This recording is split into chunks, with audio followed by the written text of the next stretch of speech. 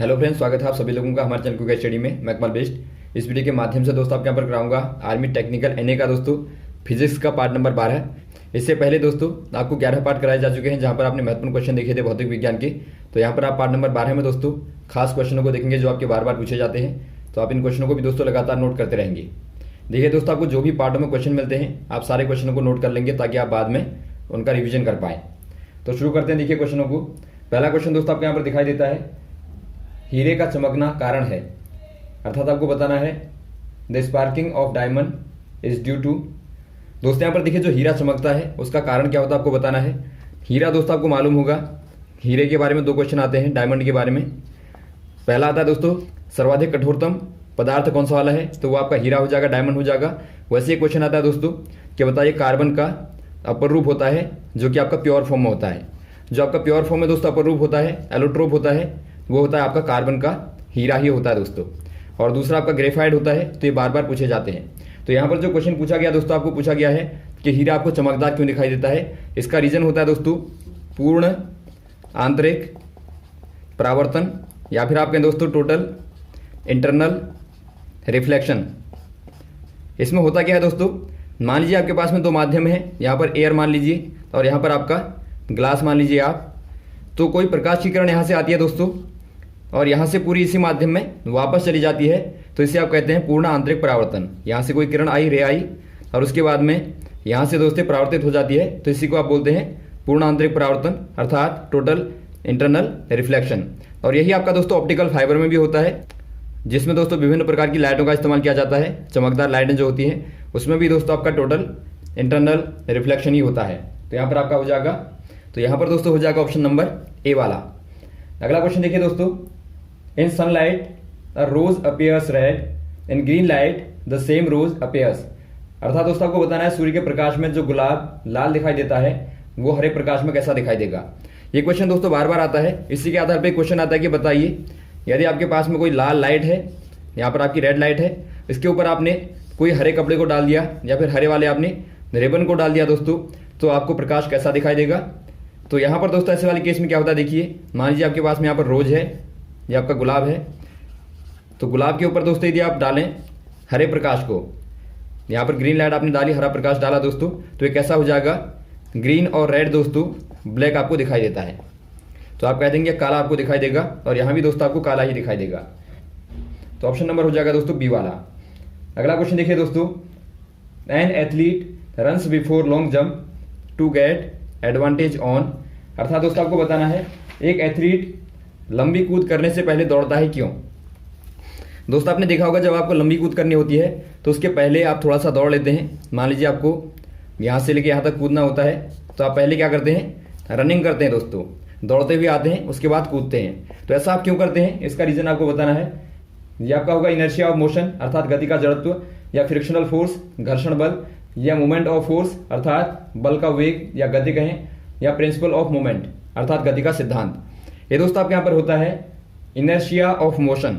आप पहले समझेंगे इनर्शिया ऑफ मोशन को, अर्थात गति का जड़त्व। यहाँ पर इनर्शिया क्या होता है दोस्तों, जो आपका जड़त्व होता है वो एक प्रकार से मूल रूप में बने रहने का गुण होता है, अर्थात मूल रूप में बने रहने का गुण।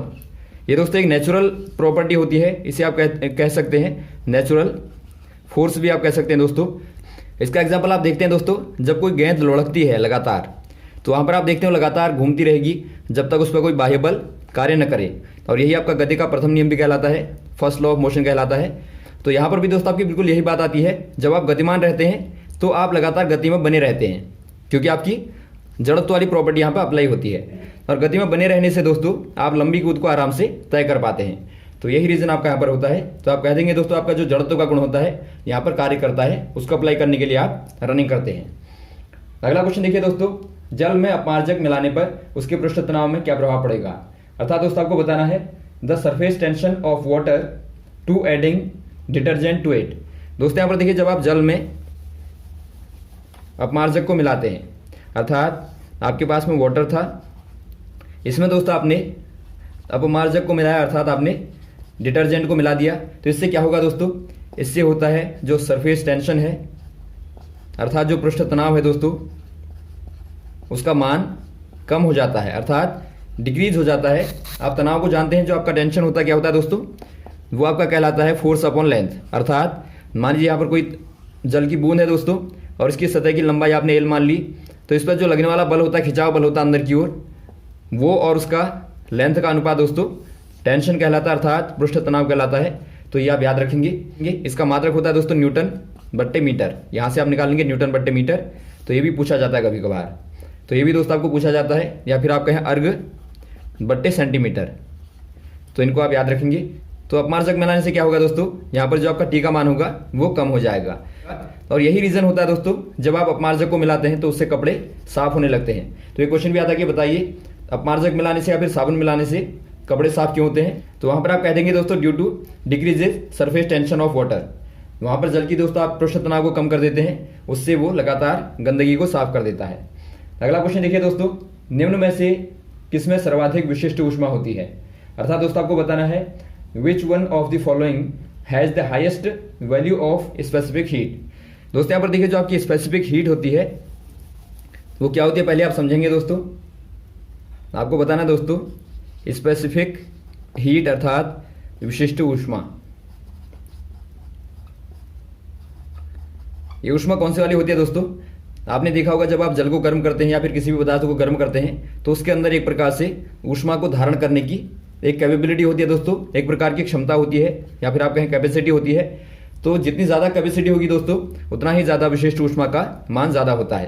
तो यहाँ पर आप देखते हैं इनमें से आपको दिया ग्लास दिया है या तांबा दिया है और लेड दिया है और आपको पानी दिया है। यहाँ पर दोस्तों आपका जो पानी होता है उसकी सर्वाधिक विशिष्ट ऊष्मा होती है, अर्थात मैक्सिमम स्पेसिफिक हीट होती है।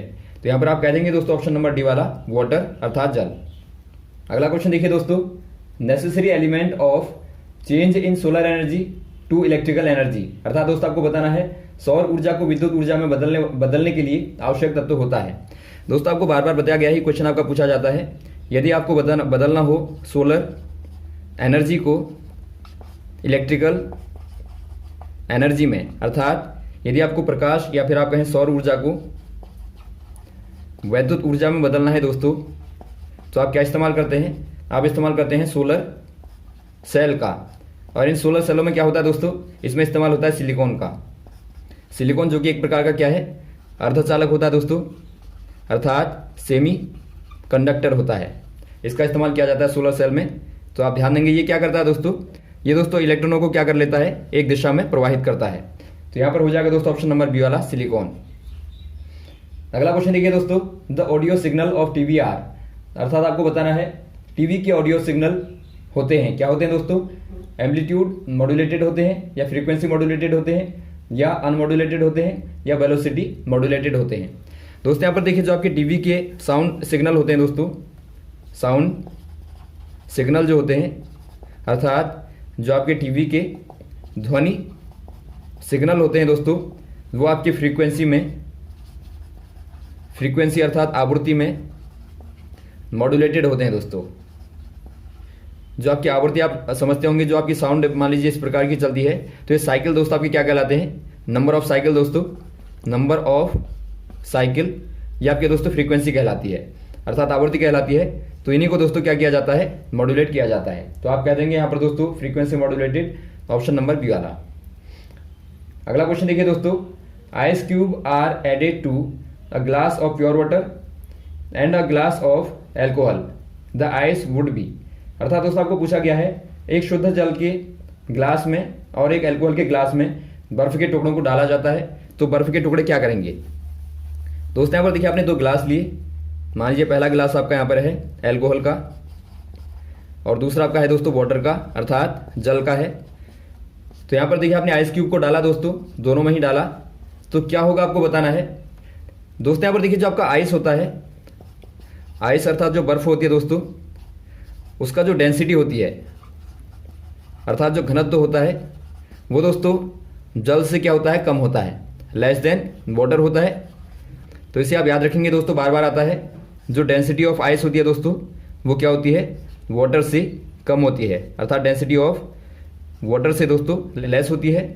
तो इसी कारण दोस्तों क्या होगा, तो जो बर्फ के टुकड़े होंगे वो पानी में तैरते रहेंगे ऊपर से। लेकिन यदि आप बात करें अल्कोहल की, डेंसिटी ऑफ जो अल्कोहल होता है दोस्तों वो आइस की डेंसिटी से कम होता है। तो इसे भी आप याद रखेंगे, बार बार आता है ये दोस्तों आपका आइस की ज़्यादा होती है और अल्कोहल की दोस्तों कंपैरिजन में कम होती है। तो इसीलिए यहाँ पर क्या होगा, यहाँ पर आइस के जो क्यूब होंगे दोस्तों, जो आइस के टुकड़े होंगे वो क्या हो जाएंगे, अल्कोहल में डूब जाएंगे।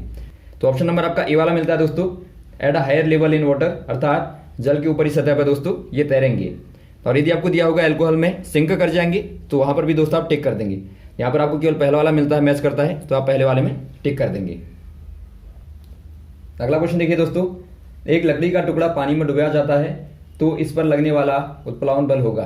अर्थात दोस्तों आपको बताना है, a piece of wood held under the water, the thrust on it will be. दोस्तों यहाँ पर देखिए, जब आप देखते हैं, मान लीजिए आपने कोई लकड़ी का टुकड़ा लिया, अर्थात आपने पीस ऑफ वुड लिया दोस्तों, तो ये क्या करेगा, लकड़ी का टुकड़ा यदि आप पानी में डाल देते हैं तो ये वहाँ पे तैरेगा और कुछ भाग डूबेगा दोस्तों, कुछ भाग तैरेगा। तो यहाँ पर आपको पूछा क्या गया दोस्तों, जो ऊपर को लगने वाला उत्थान बल होता है या फिर आप कहें उत्प्लावन बल दोस्तों, उत्प्लावन जो बल होता है, जो फोर्स होता है दोस्तों, अपथ्रस्ट होता है, अपथ्रस्ट जो होता है वो दोस्तों कितना होगा, किसके बराबर होगा, आपको पूछा गया है। Equal to the weight of wood, या less than the weight of wood, या more than weight of wood, या फिर जीरो। ये दोस्तों आपके यहाँ पर होता है equal to weight of wood दोस्तों, अर्थात लकड़ी के भार के बिल्कुल बराबर होगा दोस्तों। यह आपका आर्किमिडीज का सिद्धांत है, यह आपका आर्किमिडीज का दोस्तों क्या है, प्रिंसिपल है, तो इसे आप याद रखेंगे। और यही दोस्तों आपका अप्लाई होता है, जो हर एक चीज तैरती है सभी पर दोस्तों यही वाला रूल अप्लाई होता है कि वो दोस्तों हमेशा ही अपने वेट के बराबर जल को विस्थापित करते हैं, अर्थात अपने वेट के इक्वल दोस्तों वाटर को डिस्प्लेस करते हैं।